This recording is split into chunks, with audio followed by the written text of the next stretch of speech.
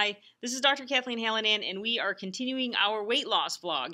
I'm going to go over with you some things that I think is important for you to know about new habits in this changing time. I went online to look at some information to share with you guys and was appalled at this whole COVID-15 social media nonsense. Articles like this. It's okay to eat more and exercise less during quarantine. I don't know why anybody would write an article like this. It just is the most appalling thing I've ever seen, and it just reeks of lack of insight or understanding. Same thing with this, which was actually in the Huffington Post. Stop obsessing over quarantine weight gain and cut yourself some slack. Basically saying that it's really okay to comfort eat and intuitive eat because that's what you want to do, and it's okay to not do any exercise because after quarantine is over, it'll just take you 6 weeks to get back to where you were before. That's crazy. That's ridiculous. Anybody who would write an article like this should find a different line of work.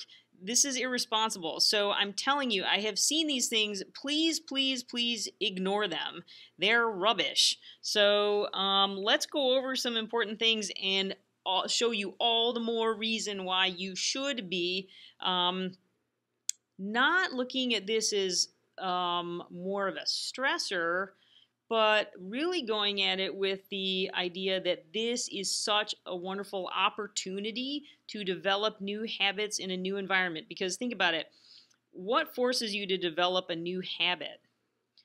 Your environment changes outside of your control, and you must adapt to it. So in your adaptation to this new environment, this is the opportunity to change your habit.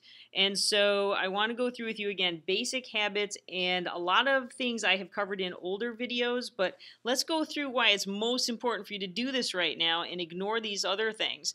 New York City COVID deaths, this was published April 6th. 86% of these people had at least one comorbidity: high blood pressure, diabetes, high cholesterol.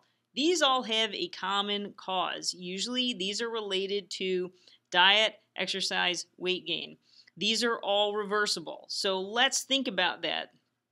Almost all of the comorbidities outside of age and things like dementia are reversible comorbidities for doing worse if you happen to get infected with coronavirus. So all the more reason that you should take this opportunity to develop regular new habits.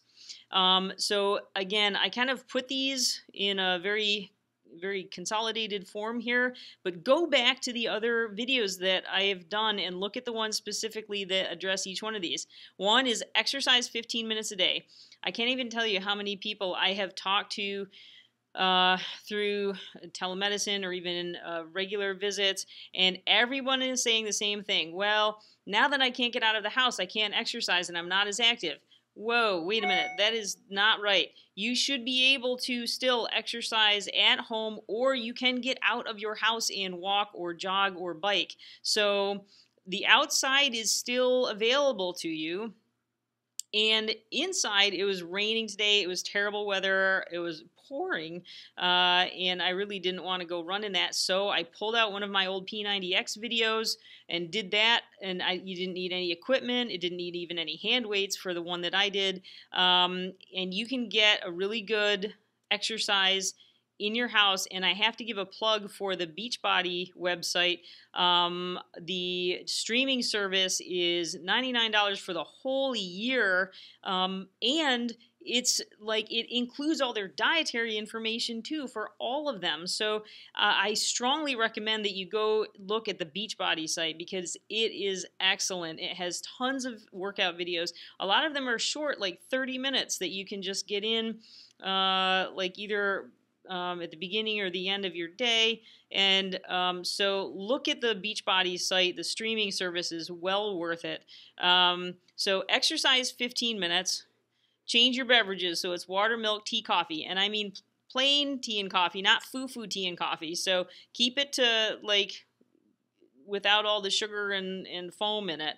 Optimize your medications. This is a great opportunity. Do a telemedicine visit with your provider or your doctor.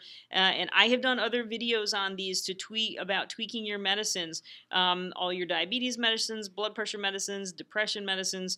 These can all be tweaked to tip the balance toward weight loss. You can go back and look at some of those older videos, and follow a diet plan that will work for you. Make sure that you're following something that is attainable, because that's the new habit you have to follow.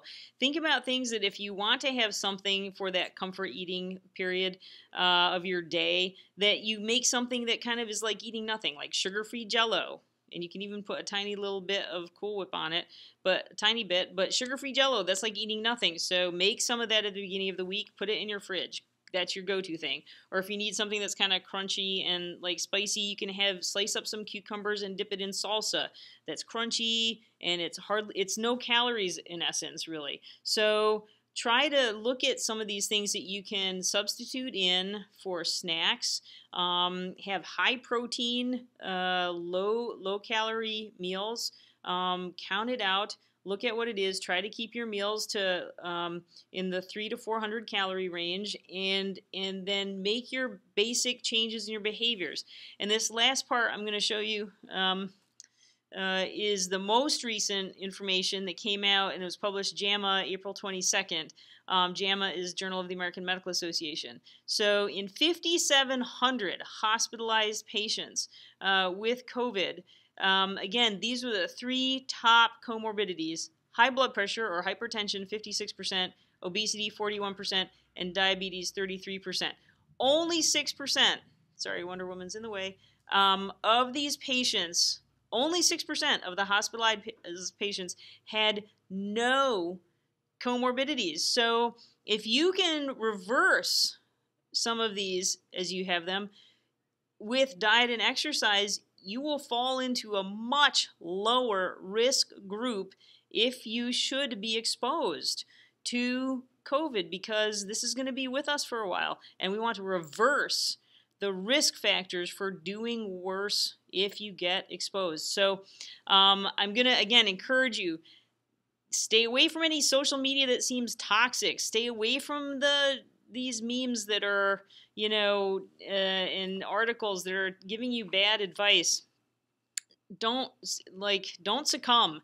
Look at this as a great opportunity for changing your habits. Habits change when your environment forces you to change them. So this is the optimal time, actually, oddly enough, for you to change your behaviors for the better. So you guys are doing great. Please either subscribe or share this with your friends if it's helpful. Let me know any questions you have. You can put them underneath, and I'll try to answer them in either this or another, or in a future video. And you guys are doing great. Okay? Thank you.